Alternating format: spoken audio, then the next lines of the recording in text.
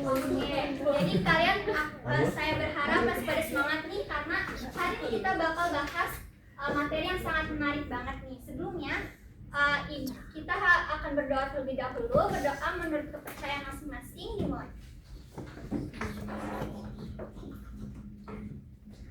Berdoa dicukupkan. Oke, sebelumnya Ibu bakalan absen terlebih dahulu.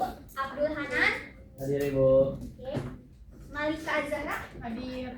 Oke. Nashwa. Hadir. Oke. Hari ini berarti hadir semua ya, nggak ada yang sakit, nggak ada yang sakit. Oke, kita bakal lanjut ke pembahasan materi. Hari ini kita bakal membahas faktor-faktor yang mempengaruhi aktivitas ekonomi dan pentingnya indikator ekonomi. Kalau di pertemuan sebelumnya dengan Ibu Fitri, kalian udah belajar tentang pelaku ekonomi ya. Nah, maka pada pertemuan kali ini kita bakal membahas kegiatan ekonominya dan juga indikator ekonomi.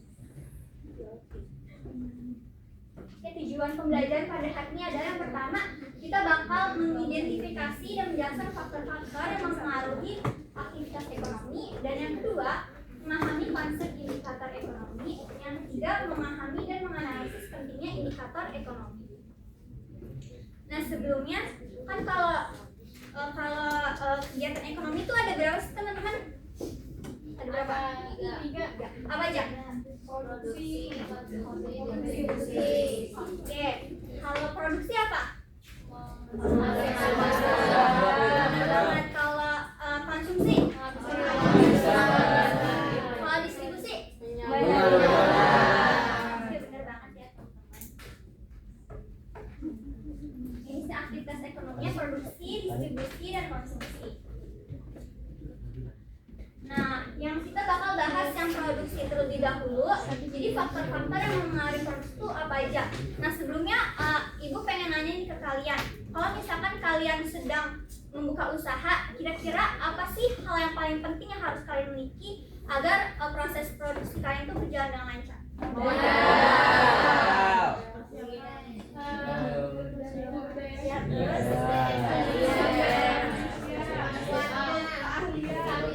Betul banget ya. Jadi yang paling penting banget yang harus kita miliki adalah modal. Karena modal itu kan menentukan apakah kita bisa. Kalau nggak ada modal kan kita nggak bakal bisa melakukan produksi ya. Nah, modal ini juga nggak cuma berupa uang, tapi dia juga berupa barang. Misalkan kayak peralatan, mesin, gedung itu juga termasuk modal. Nah, yang kedua ada sumber daya alam SDA. Nah, ini tuh seperti air, hasil hutan, hasil laut, dan juga lahan. Nah, kualitas dari sumber daya alam ini juga berpengaruh pada produksi kita. Kalau misalkan sumber daya alam kita kualitasnya bagus, maka hasil produksi kita, barang atau jasanya itu juga bakalan bagus. Nah, untuk selanjutnya ada sumber daya manusia. Sumber daya manusia ini adalah kontribusi manusia baik secara fisik maupun pikiran dalam menciptakan nilai. Nah, SDM ini di grup apa sih teman-teman? Grup apa? SDM? Tenaga kerja. Oke, betul. Tenaga kerja. Jadi kalau misalkan tenaga kerjanya kualitasnya bagus, maka produksinya juga akan berjalan dengan lancar. Nah, selanjutnya adalah kewirausahaan. Nah, kewirausahaan ini adalah kemampuan untuk mengorganisasi dan mengolah tiga faktor produksi. Tiga faktor produksinya itu apa? SDA, SDM, dan juga modal.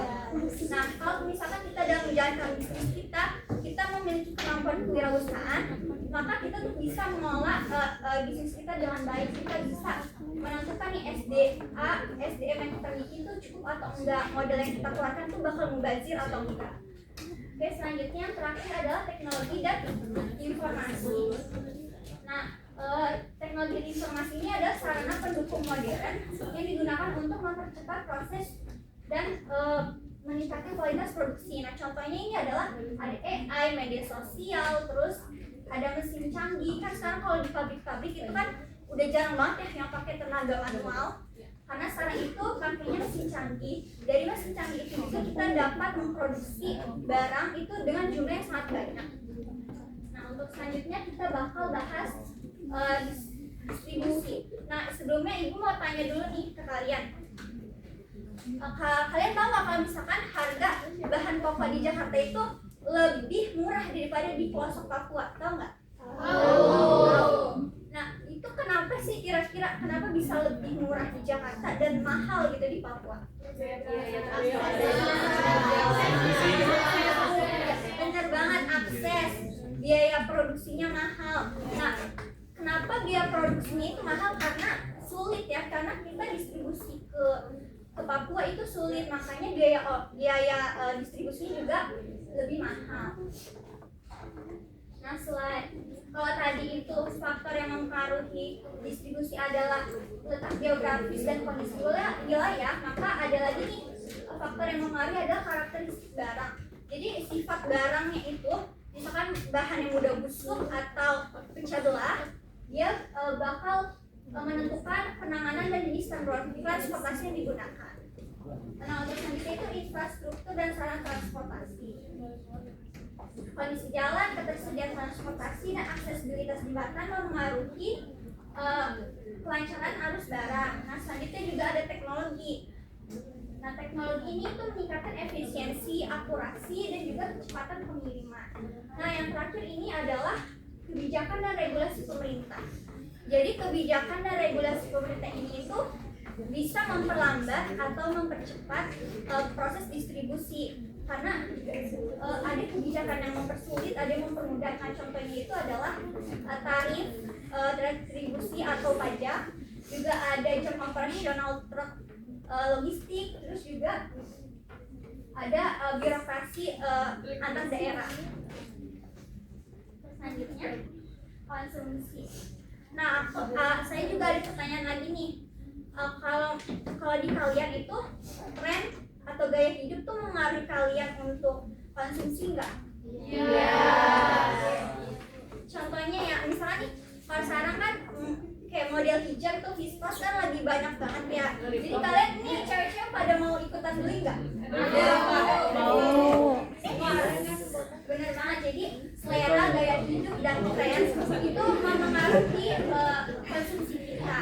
Nah, selain itu tingkat pendapatan juga mempengaruhi pola konsumsi kita. Jadi tingkat pendapatan ini itu menentukan berapa banyak yang bakal bisa kita beli. Semakin tinggi pendapatan kita, maka jumlah yang kita mau beli itu juga semakin banyak. Nah, selanjutnya adalah ekspektasi harga di masa depan. Nah, ekspektasi harga di masa depan itu maksudnya gimana? Jadi ini tuh perkiraan konsumen mengenai perubahan harga di waktu mendatang. Misalkan nih kita ada isu kalau misalkan minyak goreng bakal meningkat nih di bulan depan, maka kita tuh akan pasti bakalan kayak panik buying gitu kan, karena kita bakal sebelum harganya naik kita tuh beli gitu yang nyetok nunggu harga yang murah belum naik. Nah, terus juga harga barang dan jasa. Nah, konsumen ini cenderung mengurangi konsumsi saat harga naik dan mengurangi konsumsi konsumen cenderung mengurangi konsumsi saat harga naik dan menambah konsumsi saat harga turun. Nah, selanjutnya kita bakal membahas indikator ekonomi. Sebelumnya ada yang tahu nggak indikator ekonomi itu apa definisinya? Oke, karena belum ada tahu, jadi dijelasin. Jadi indikator ekonomi itu adalah alat ukur kuantitatif yang digunakan untuk menilai kinerja dan kesehatan ekonomi. Nah, alat ukurnya itu bisa berupa apa aja. Jadi alat ukurnya itu bisa berupa pendapatan nasional, pendapatan per kapital, tingkat pengangguran, dan masih banyak lagi yang bakal kita bahas satu persatu. Nah, untuk yang pertama dulu, pendapatan nasional. Pendapatan nasional ini adalah nilai total barang dan jasa yang diproduksi dalam suatu negara selama satu periode, biasanya itu selama 1 tahun. Nah, itu fungsinya itu buat apa sih? Jadi fungsinya itu untuk mengukur kesehatan ekonomi sebuah negara. Jadi semakin tinggi PDB yang dimiliki suatu negara itu berarti kegiatan produksinya itu makin besar kan, terus berarti tandanya negara tersebut produktif ya, terus dan konsumsi negara tersebut juga berjalan dengan baik. Nah, kalau selanjutnya adalah pendapatan per kapita. per kapita ini adalah ukuran pendapatan dari rata-rata jumlah penduduk di suatu negara. Nah, fungsinya ini apa? Jadi fungsinya adalah mengukur tingkat kesejahteraan dan kemakmuran rakyat secara rata-rata. Ini digunakan untuk membandingkan standar hidup di Indonesia, di Malaysia, atau di negara lainnya ya. Terus selanjutnya adalah tingkat pengangguran. Nah, tingkat pengangguran ini adalah persentase angkatan kerja yang belum mendapatkan kerjaan atau sedang mencari kerja. Nah, fungsinya ini adalah untuk mengetahui kesehatan pasar kerja. Kalau misalkan penganggurannya banyak, itu kan berarti ekonomi itu belum mampu menyerap tenaga kerja secara baik gitu ya. Nah, kalau misalkan tingkat penganggurannya rendah, berarti itu menandakan bahwa ekonomi itu mampu menyerap banyak tenaga kerja. Nah, selanjutnya adalah indeks harga konsumen. Nah, indeks harga konsumen ini adalah ukuran rata-rata perubahan harga barang dan jasa yang dikonsumsi rumah tangga dalam suatu negara pada periode tertentu. Nah, fungsinya ini adalah mengukur sejauh mana harga barang dan jasa berubah. Dia tuh harga barang jasanya tuh naik atau turun, kita bisa mantau lewat indeks harga konsumen. Nah, selanjutnya indikator selanjutnya adalah neraca perdagangan. Nah, neraca perdagangan ini adalah selisih antara nilai total ekspor dan impor dalam periode waktu tertentu. Nah, fungsinya ini adalah mengukur daya saing industri dalam negeri di pasar internasional dan menunjukkan posisi ketergantungan ekonomi terhadap negara lain. Jadi kalau misalkan nilai ekspor di Indonesia ini lebih besar daripada impornya, berarti menandakan bahwa kita tuh udah cukup mandiri gitu ya, karena kita bisa memproduksi barang daripada impor gitu. Tapi kalau misalkan impornya kita lebih besar daripada ekspor, itu tuh menandakan bahwa kita tuh masih ketergantungan banget sama luar negeri. Kita tuh masih karena ada barang yang nggak bisa kita produksi, makanya kita impor dari luar. Nah, terus selanjutnya adalah nilai kurs. Nah, nilai kurs ini adalah harga mata uang suatu negara yang dinyatakan dalam mata uang negara lain. Nah, maksudnya ini adalah harga mata uang Indonesia rupiah terhadap dolar. Sekarang dolar berapa sih teman-teman? Ada yang tahu nggak? Benar.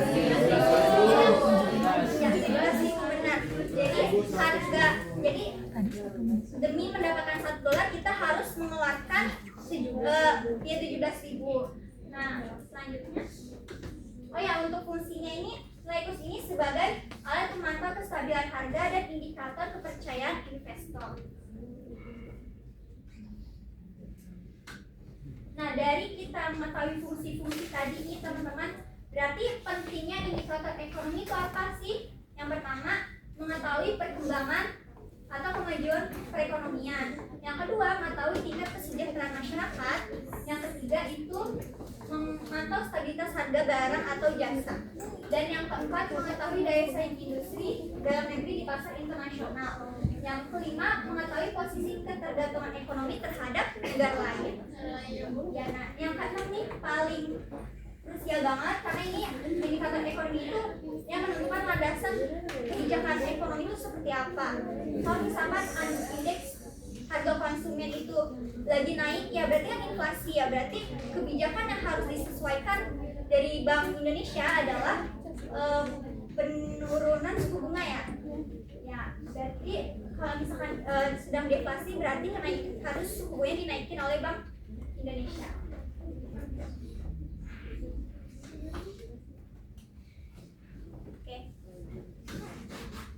Oke, karena materinya udah selesai, ibu ada tugas kelompok tapi. Jadi ibu bakal bentuk 6 kelompok. Satu kelompok itu isinya 6 orang atau 7 orang. Nah, itu tuh kalian bakal diskusi studi kasus gitu. Jadi di sini ibu ada dua kasus, dan dari masing-masing kasus ini tuh ada pertanyaannya yang harus kalian jawab. Kalau di kasus 1 itu tentang dinamika aktivitas ekonomi, dan kasus 2 itu tentang resesi ekonomi Indonesia tahun 2020 akibat pandemi COVID-19 yang masih berhubungan juga dengan indikator ekonomi. Nah, kalian kan ada 6 kelompok ya. Jadi 3 kelompok itu ada yang mendapatkan dinamika aktivitas ekonomi dan 3 kelompok lagi itu mendapatkan yang indikator ekonomi. Nah, kalian ini ibu bagiin ya.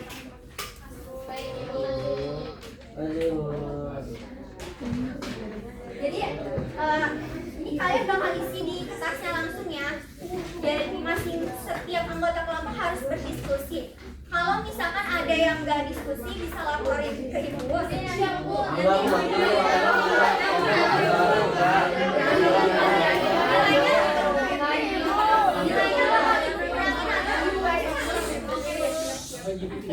Nah, setelah kalian diskusi itu kalian bakal presentasi.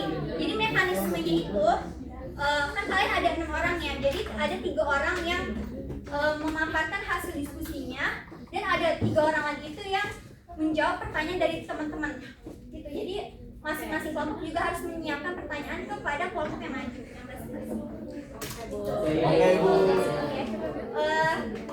Diskusinya boleh dimulai dari sekarang.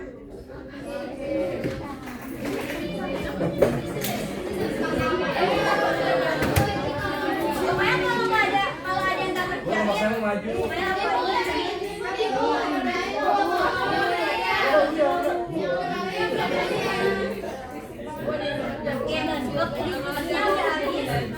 tapi kayaknya waktu presentasinya nggak cukup nih teman-teman, jadi kita bakal lanjut di minggu depannya. Oke, Bu. Oh iya, sebelumnya ibu juga mau ngasih PR nih ke kalian. Biar makin paham gitu kan. Kalian harus ngerjain LKS ya teman-teman. Itu tuh terdiri dari 20 soal pilihan ganda, 10 soal isian singkat dan 10 soal esai.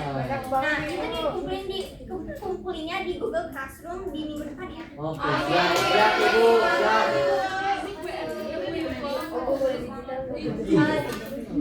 Di sana. Namanya nggak usah, jadi kayak ABC-nya aja di belakang. Oke.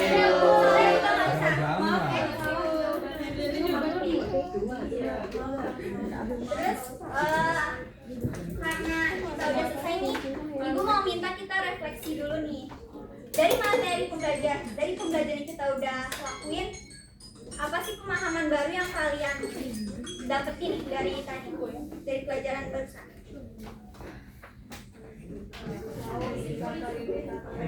Ya, terus tadi faktor yang mempengaruhi produksi apa aja?